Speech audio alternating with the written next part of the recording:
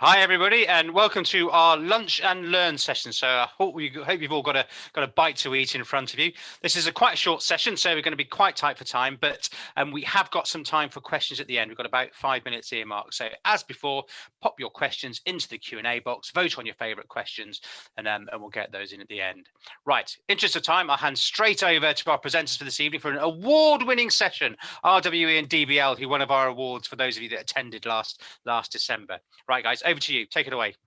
Thank you so much, Stephen. And yes, I don't know if you can see, got the trophy in the background. I actually started my career in corporate events, and this slot is lovingly referred to as the graveyard slot. So it's on me and Paul to engage you whilst you have your lunch and get you re-energized as we share a whistle-stop tour through a kind of 5-year partnership. So I'll just introduce myself and DBL and then hand over to Paul and we'll go from there. So to anyone that doesn't know us, we are, to touch on something Smarty Train just shared and also our opening keynote, we're very much a purpose-led organisation, and we're on a mission to support 1 million young people each year by 2025, and everything we do kind of works to that purpose and keeps us all on our toes and very busy every day.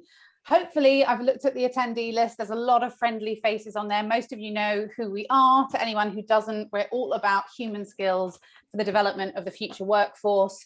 We are early career experts. Everything we do is delivered by our first class team, and everything we do is also underpinned by behavioural science. We've had a big reach towards our impact and plans in the last year, supporting students pro bono, over 10,000 of those, and reaching more than, actually, I think it's more like 120,000 students since last March over the pandemic. And of course, we're here because we've won the most recent award, and for the same partnership with our work with Paul. Yes, many of you saw us kind of virtually dancing back in December. This same programme actually won at the Learning and Performance Institute, got the Silver Award. So really happy. And and anyone that hasn't met me, I'm Kusia, I'm a senior consultant and very happy to be taking you through today. Paul, do you want to share a bit about you and RWE? Yeah, so my name is Paul Roberts and I work in the HR marketing and recruiting team here at RWE Supply Trading, or RWEST, as you may see abbreviated. We're quite a niche organization, really. We are an energy trading specialist, so we're kind of like a commodity traders within a big energy engineering firm. So you can see some stats about us there. We're very proud of the fact we have the largest energy trading floor in Europe in our global headquarters in Essen, so quite an exciting place to work. We're a German-based organization, but have offices around the world. And we supply green energy to lots of big organizations like Deutsche Bahn, as you can see there. Thanks, Paul. So what are we going to cover in our whistle-stop tour? We're going to do a bit of an overview of how we got to where we are, some of the challenges we might have faced along the way, the outcomes and achievements, and then hopefully we'll leave some time for Q&A. So back over to Paul. In terms of Essen, we have a problem. What was the problem you guys were facing? So we were expanding our graduate programs at the time, and part of the challenge is a lot of what we do here is very mathematical and analytical. So trying to convince people of the benefits of soft skills development was something that they kind of needed the proof of. You know, why am I doing this? What values are going to be for me? We then have, I guess, a couple of things around internationality. So here in the UK, most people roll on to graduate programs after they've done a bachelor's degree. So people come in at kind of 21 years of age typically. Whereas in Germany, people tend to roll off into graduate programs after master's degrees, where they've maybe had a couple of internships. So we have people at differing levels in terms of their experience and their development coming onto the program. And further expansion into Asia and different kind of cultural issues there as well that we needed to kind of take account of. So we were looking for a way that we could consistently deliver a development program across all of those different kind of cohorts, really. Thanks. So obviously RWE went looking for a new solution and a new partner. As I mentioned at the top of this session, it's great that we're we've been working together for so many years, and that drives so much of how we work together. And a key theme that's actually been mentioned by several speakers already, and BAE Systems really talked about this, but a real, I guess, understanding that whatever the solution would have to be very much driven in the RWE context. And that was a big part of the vision of the RFP that we first kind of responded to. And Paul alluded to the kind of evidence base and really making sure that the young people understood what's in it for them, why should they bother with these skills, particularly a lot of the commercially minded traders very focused on their technical skills, and realizing that actually the soft skills were going to be one of the things to really help differentiate them and their careers. And then also this focus on a really truly, well ahead of COVID, but a really truly blended program that would iterate with every cohort, and also balance all those different needs of the different groups. So as we were working together to think about what that solution might look like, we really wanted to think about, well, what makes this different? So as I said at the top of this, we are psychology and behavioral science geeks, and in a minute I'll give you a couple of little examples of some of the tools we used, but we really wanted a different kind of design approach. So driven by the evidence, driven by the latest research provided by the likes of ISE, its global equivalents, and everyone else about the skills that will help that transition from education to the world of work. But all of that, it's very well having fantastic theory and models, but if that isn't grounded in the reality of, well, what does this mean at RWE and what does it mean in my role, we know it just won't land. So a real focus on that design. And also another theme that's come out today through a couple of the case studies has been the need to iterate and continuously improve as we go along. So something that we'll touch on, but no two cohorts have been the same. And each course, I can see Paul nodding, we've had to iterate all sorts of things to handle that and respond. I do think that all of that meant we were in a really good position when the pandemic hit to actually kind of adapt. But the second thing was this blended learning approach. So really, I guess, still focusing on the importance of face-to-face and connections and bringing people together when we were able to do so. And we look forward to being able to return to that. But a really nice mixture, I guess, a true partnership of additional things we could provide, from interactive virtual workshops, action learning tasks, so that the graduates go and apply this back in their day job and have very clear takeaway actions. You'll see a few more examples when I share the learning journey, but also bringing in, fantastic L&D resources from across RWE. And then another point, which I'm sure Paul will speak on a bit later, is really high engagement from the kind of senior steering committee managers and sponsors. I've been in the room and lucky enough to see, again, pre-COVID, when some of those grads were together. And you see the senior leader come in and speak to the importance of these skills and why it's going to make a difference to their career at RWE. And you see them all set up and pay attention and be really engaged. It's a nice thing to see.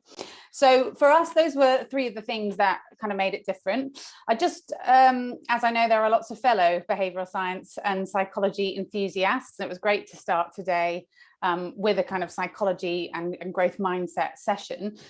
Anyone that knows DBL well will have seen this model many times. We use it because it's so tried and tested as an important psychological model, but self-determination theory is a really fantastic lens for when we are designing graduate programs or redesigning or iterating a cohort. It states that we've got these three core psychological needs if we want people to be motivated, and therefore if we want people to change behavior, which is obviously the name of the game. And by thinking about how we build in competence, connectedness, and autonomy, so whether that's competence through the skills, connectedness through the different formats and mediums of meeting up, autonomy through action learning and self-directed tasks. Basically, when you hit all these three needs, you really start to see behavior shift, and that's definitely been true in this program. Another great model that we reference all the time, which is from the UK Behavioural Insights team, and if you don't know this, definitely go and look it up because it's so easily applicable to the early careers world, but EAST, which is how do you make any kind of intervention easy, attractive, social, and timely. And if we're to pull out one, again, anyone that knows us well will know we say, make it easy. And I think we thought about that all the time with the different rotations and the different audiences and how we adapt the program for them.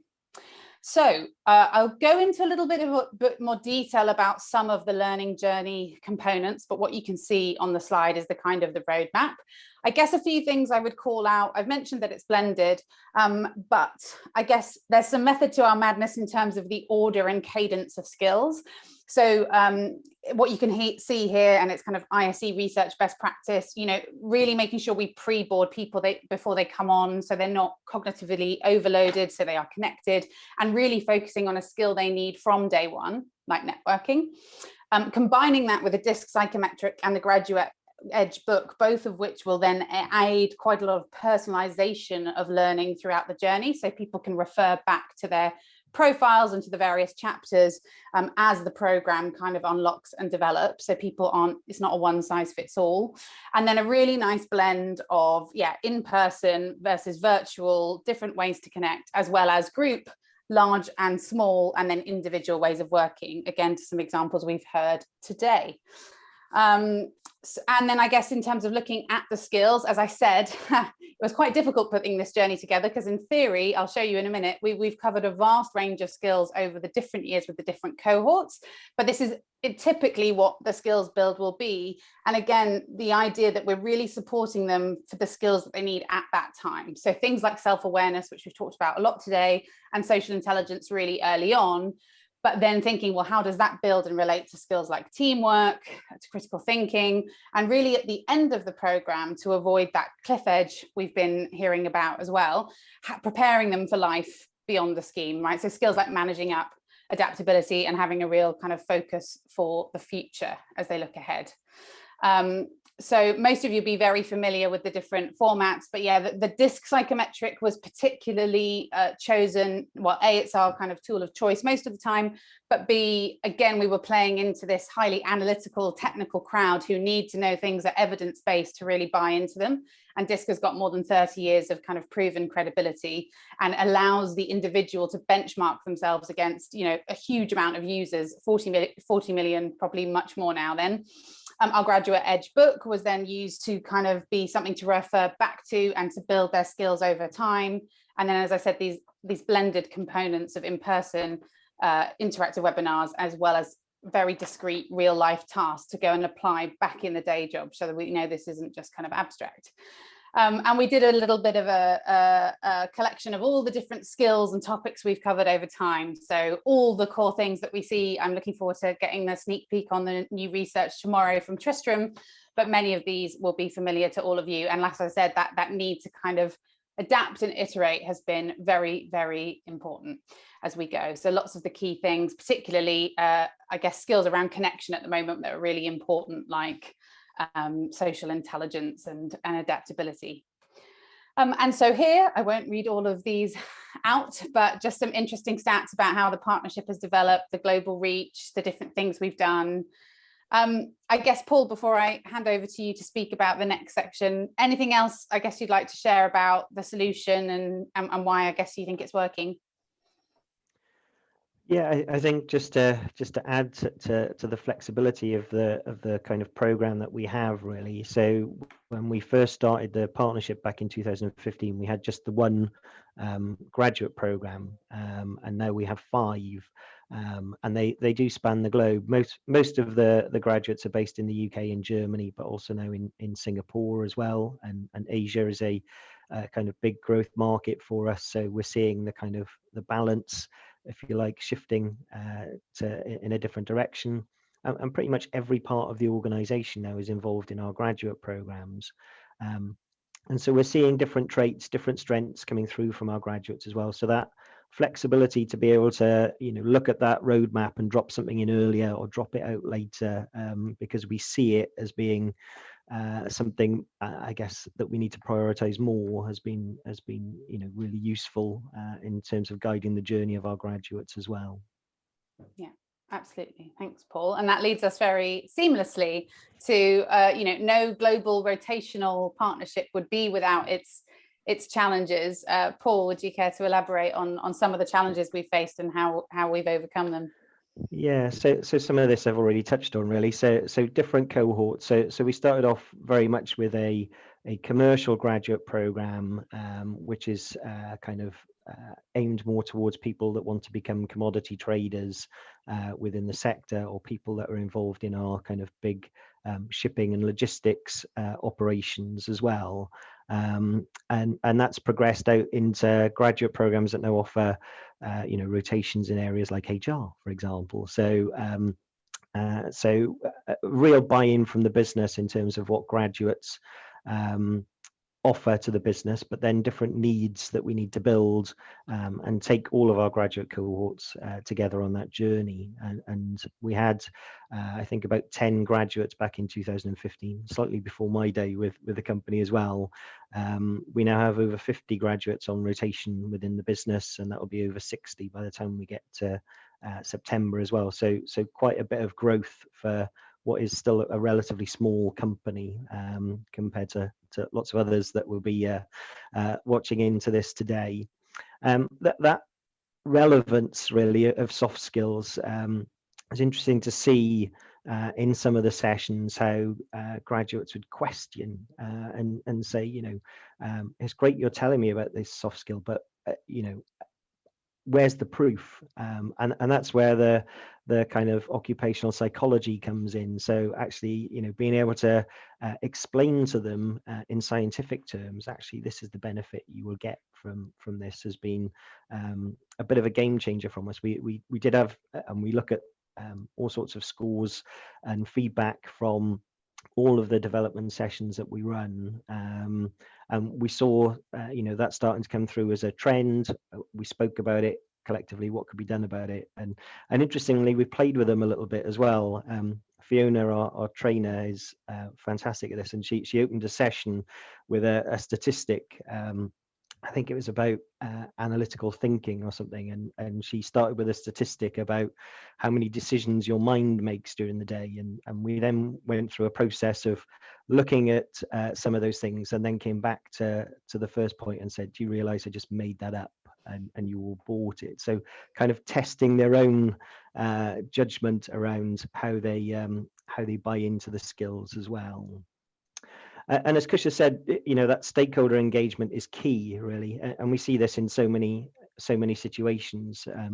A number of times I get asked to speak to students by career services at universities because they will say they believe it from you as an employer more than they do from us as career experts.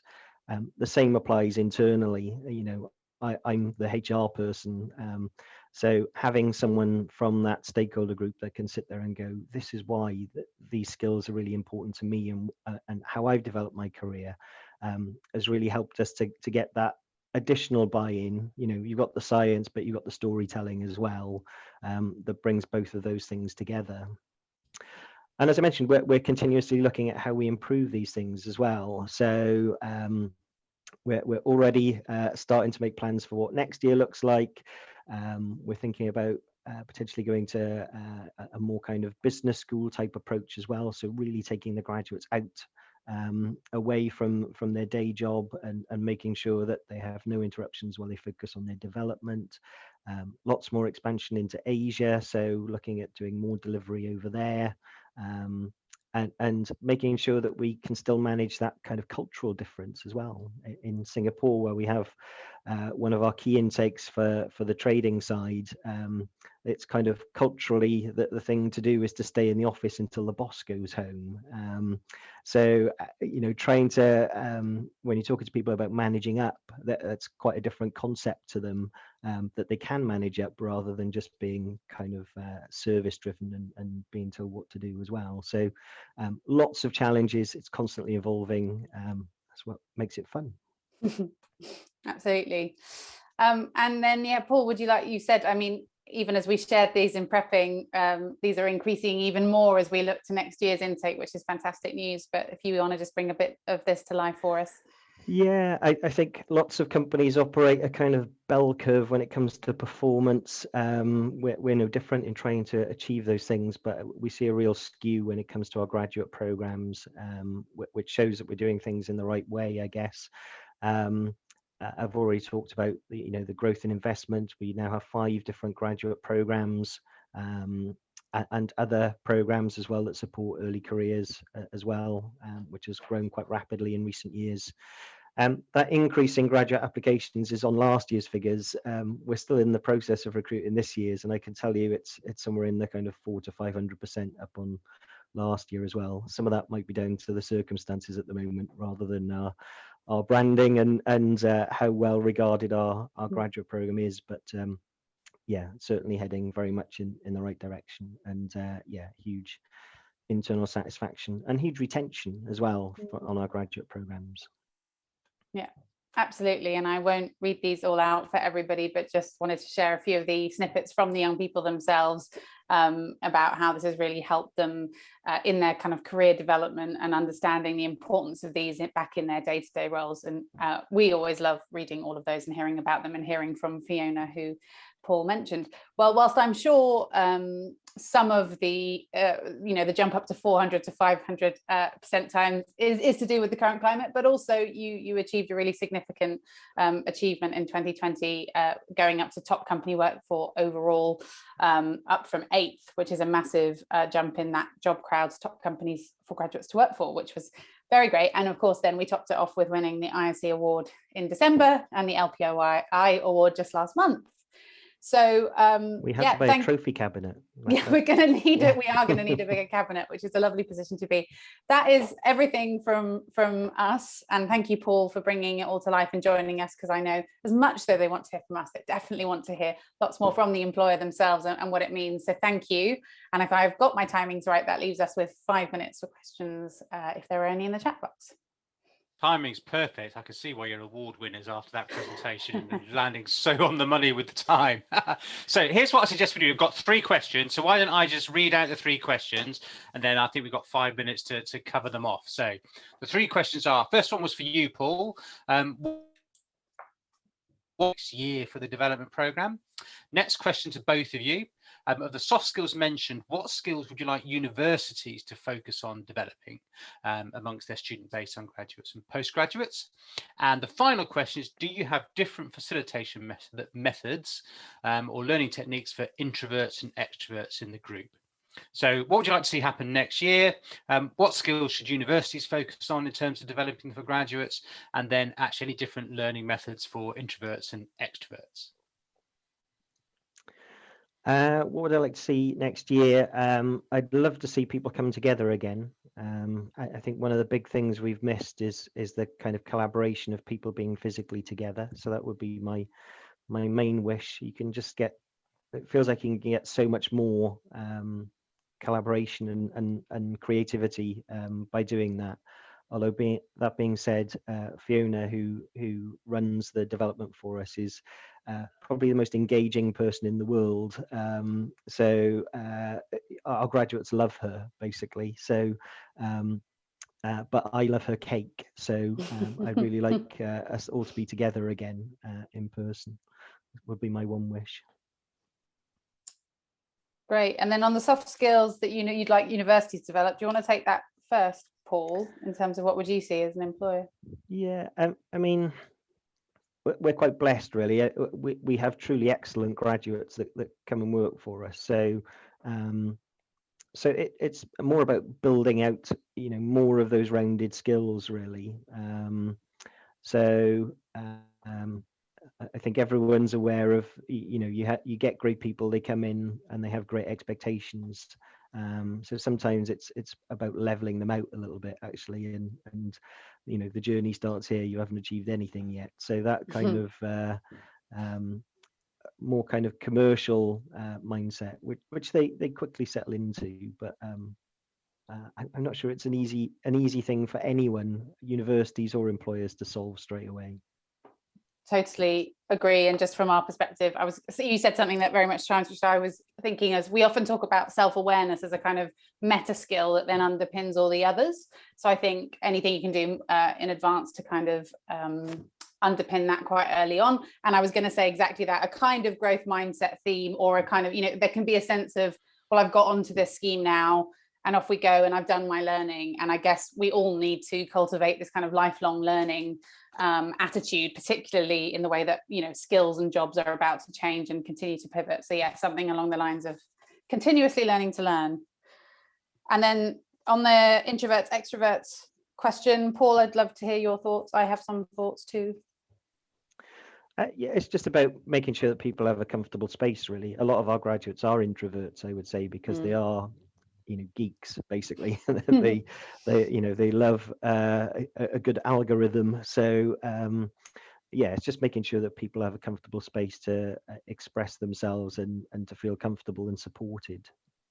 Absolutely. I was going to say psychological safety, so we're on the same page. And I guess the only other thing that helps, well, the most obvious other thing is different types of formats to cater for different learning styles, ways people take things on, ways people like to facilitate. We certainly think about that in our session design, and that's different for in-person versus virtual, but having a whole range of formats, things for people to watch, read, listen, do, attend, I think also helps cater to our diverse set of learners.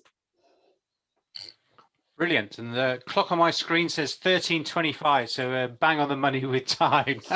That's great. Thanks very much. And also, just so you're all aware, the awards this year, we'll be doing our awards ceremony in September. Anna in the team is working very hard at the moment, getting everything prepared for how you do your submissions and how all that's going to work, but we should get that information to you shortly.